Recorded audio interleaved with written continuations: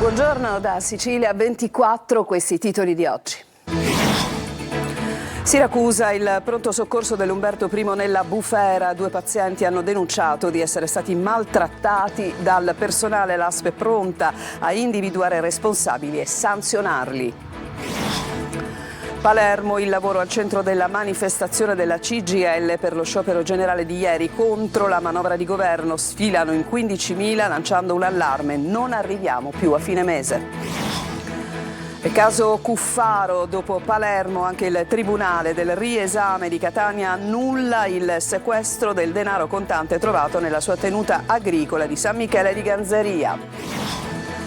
La Sicilia, terra di saccheggio di reperti archeologici, maxi operazione dei carabinieri tra Italia, Regno Unito e Germania. 45 le misure cautelari in provincia di Catania, la base logistica di una delle organizzazioni.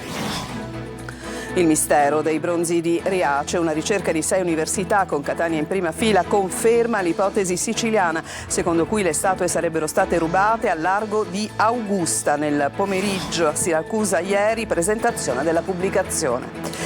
Calcio, il Palermo centra la terza vittoria consecutiva, finisce 1-0 al Barbera contro la Sampdoria. I rosanero scalano la classifica, salgono al terzo posto per una notte e si avvicinano alla vetta.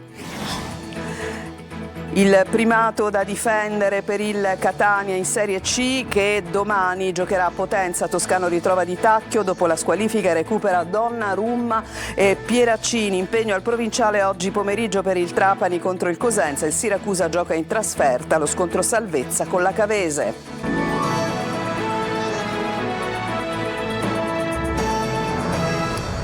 Ben trovati. Il pronto soccorso dell'ospedale Umberto I di Siracusa è davvero nella bufera per la segnalazione forte di 2 pazienti che hanno denunciato di essere stati insultati, offesi, maltrattati dal personale. Un infermiere avrebbe detto a una donna che chiedeva del medico: il veterinario è andato via. Subito è intervenuta l'ASP che si è scusata ed ha avviato una indagine interna. Ma sentiamo il servizio di Francesco Aloi. Chiede di parlare con un medico e l'infermiere risponde che il veterinario è andato via. È accaduto all'Umberto I a Siracusa e a raccontarlo è la signora Maria, una paziente che si era presentata al pronto soccorso. Si è sentita umiliata, maltrattata, derisa anche per il suo peso di 147 kg. Nuda mentre le cambiavano il pannolone, ridendo le avrebbero detto: che spettacolo! Scene gravissime e di ordinaria follia, con la donna che si è vista cambiare il catetere davanti a tutti, senza alcuna privacy. L'umanità e il rispetto che dovrebbero prevalere in un luogo del genere, del tutto latitanti. La struttura ospedaliera non va. Le attese sono lunghissime, dalle 9 che siamo qua. Fatti il conto, sono le 5:30, non so se hanno dato ancora soccorso. E uomini e donne sono tutti insieme? Sono tutti insieme, sì. Già qualche giorno fa era arrivata un'altra denuncia, questa volta da un uomo. Anche lui si era sentito trattato come un animale.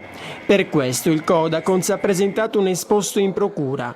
Abbiamo peraltro chiesto una visita ispettiva al Ministero della Salute e contiamo nei prossimi giorni di incontrarci con i vertici dell'ASP. L'azienda sanitaria si era già scusata per il primo caso e lo fa anche adesso. Il commissario straordinario Chiara Serpieri ha subito avviato un'indagine interna, assicurando sanzioni. Cambiamo argomento. Ieri a Palermo la tappa siciliana dello sciopero generale indetto dalla CGIL contro la manovra di governo. Nel capoluogo hanno sfilato lavoratori e pensionati. Marco Gullà.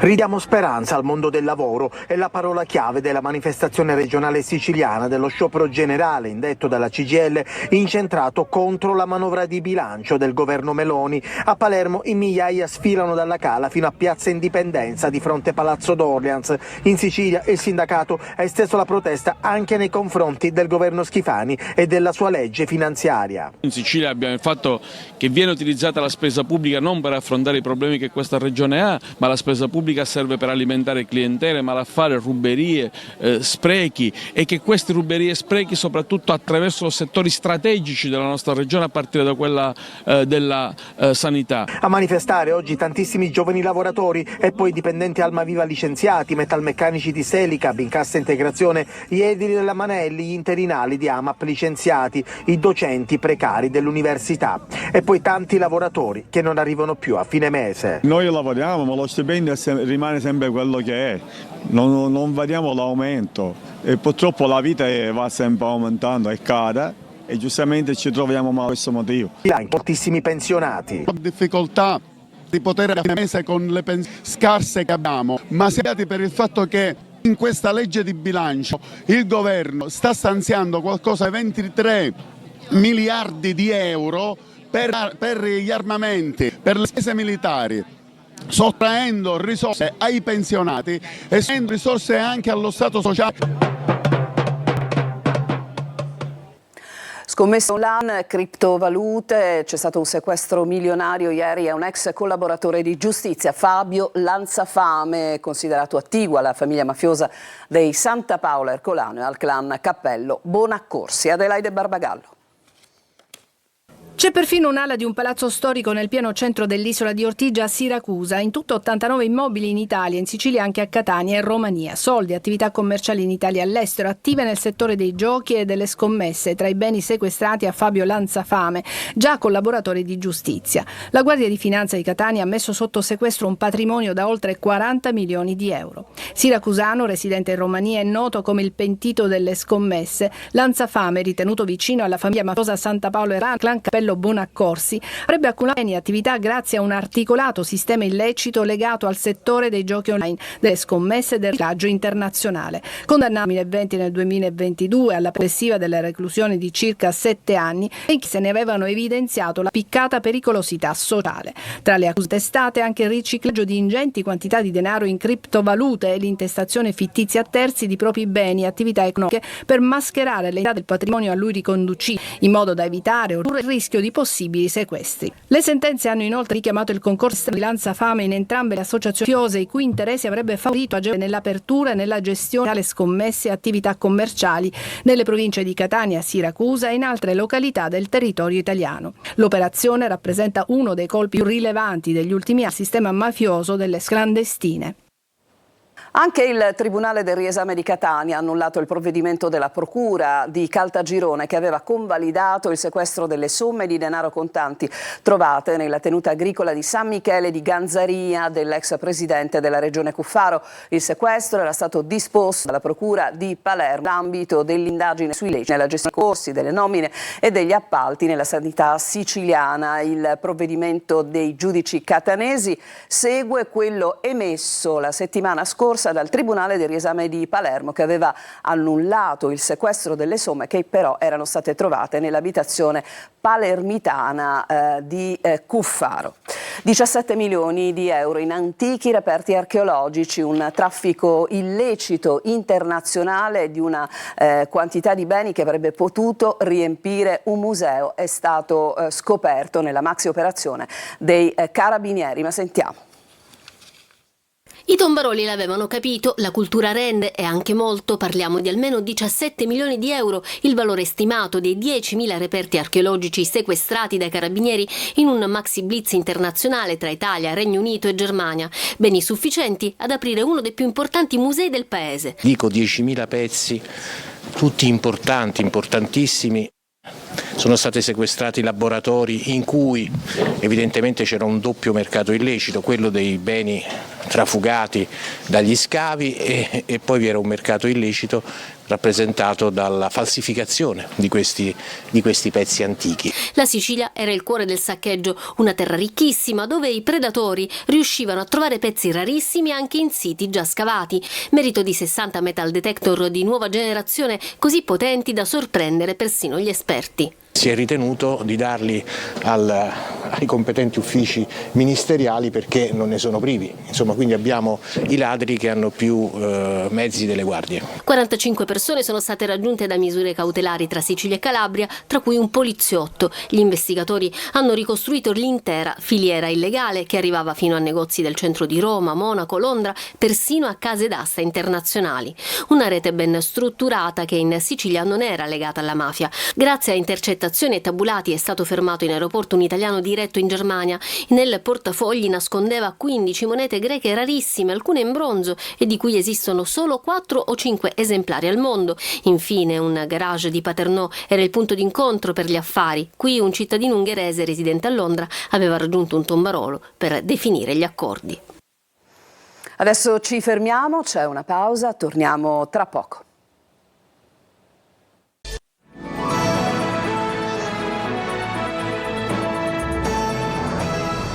Siamo tornati in studio a San Leone, frazione balneare di Agrigento, è crollata la pista ciclabile inghiottita dal mare. Adesso il rischio anche per Viale delle Dune. Davide Sarto. Un disastro annunciato e oggi purtroppo diventato realtà. Ad Agrigento, a San Leone, la pista ciclabile è crollata, trascinata via dall'erosione del mare. Le immagini Mare Amico parlano da sole, un tratto di costa che cede metro dopo metro. E non è finita, il movimento franoso ora minaccia anche il Viale delle Dune, una strada fondamentale per residenti e turisti, un fronte che si allarga, un pericolo che cresce.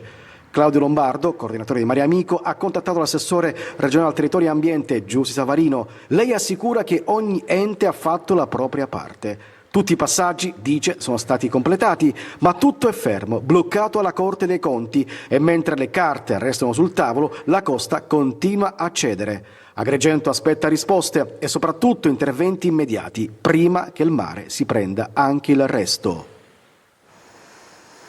Bronzi di Riace o di Sicilia, dopo il ritrovamento nell'agosto del 72 delle statue a largo delle coste calabresi, arrivano nuovi riscontri all'ipotesi sull'origine siciliana formulata negli anni 80 da 2 archeologi americani e rilanciata dallo studio Anselmo Madeddu. Una ricerca scientifica presentata ieri al Teatro Comunale di Siracusa ha confermato i racconti dei vari testimoni che negli anni hanno parlato del ritrovamento a Brucoli non di 2 ma di un gruppo scultoreo depredato da archeotrafficanti. E proprio sul tema lo studio recentemente pubblicato sulla rivista scientifica vede l'Università di Catania in prima fila. Sentiamo dal microfono di Lorena Dolci i risultati di questa ricerca.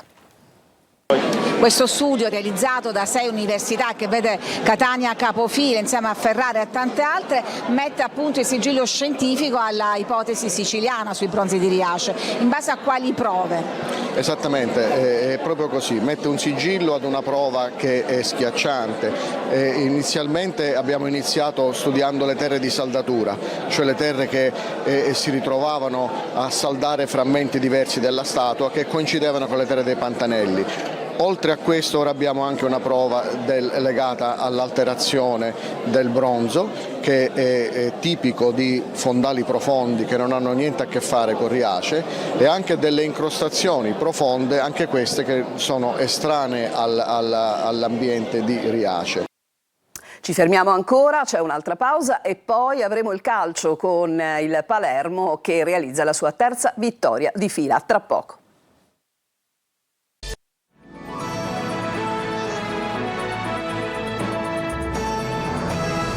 Siamo al calcio, ancora una vittoria per il Palermo ieri sera nell'anticipo rosanero, vittoriosi al Barbera per 1-0 contro la Sampdoria. Decisivo il gol di Ledu Aron. Marco Gullà.